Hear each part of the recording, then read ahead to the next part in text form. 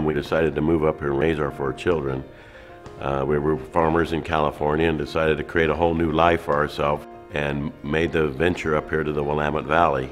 You know, to be very honest, from the very beginning we thought, well, we're going to do the vineyard, and the back of your mind has doing the winery, but once first harvest came off, there was no more back of the mind. It was like, well, we get to do the whole thing. We're Portuguese heritage. I mean, life seems to evolve around food and wine. And to grow your own grapes and make your own wine, that's the icing on top of the cake.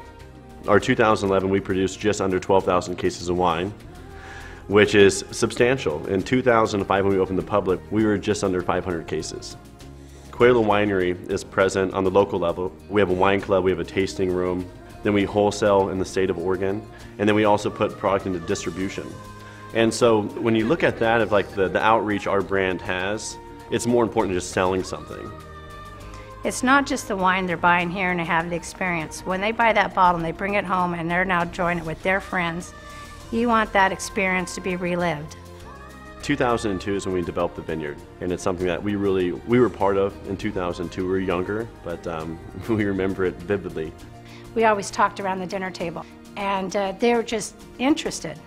I like the winemaking side of it. So in 2010, I decided I'll come back, get back into the family business.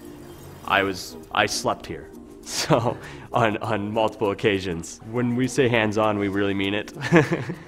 Even though our daughters are not directly involved in the day-to-day operations, when we were doing label designs, they were all on the same email. And we'd say, okay, what do you guys think about this idea and that idea? They're not here physically day-to-day, but they're here in spirit every day. Amity is our home. We grew up here, we live here, and we work here. So that's very important. You build a business to where you liked it to be, but there's always that feeling in you to give back. I'm now the president of the Amity Downtown Improvement Group. And so what they do, it's this group of people that act as liaison between the businesses and the city to really execute things, get things through. New utilities, water, sewer, garbage cans, light posts, trees, hanging flower pots, flags on the flagpoles. It's a full circle. Coelho Winery is a part of that, and it's nice to have a good, strong community. The winery came into town. We see that, you know, the traffic that we get through, that wine Willamette Valley brings. And it's just great for all, because besides coming here, then you're going to refer to different wineries, and it's a destination for people to come visit. When you make a decision, you're all together. You're all in. Oh, my advice would be the communications. It's just so important. Yeah, communication, make sure that everybody knows what's going on and can have input. For being in the micro category, we do have a lot of structure put into place where it's the weekly meetings, it's monthly meetings, then quarterly educational meetings, and then job descriptions.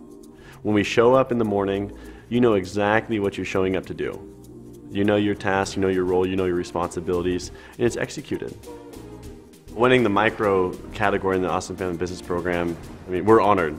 To me, it's the program in itself. It is succession planning. You know, we have to leave on a legacy to our children. We have to relinquish some of the ownership. I mean, and I think it's a model for us to follow. When Dave and I moved up here, we really did not know one person. We moved. And then we had a big harvest party here Saturday night. It was like, wow, we didn't know one person, and look at all these people. And it's just good.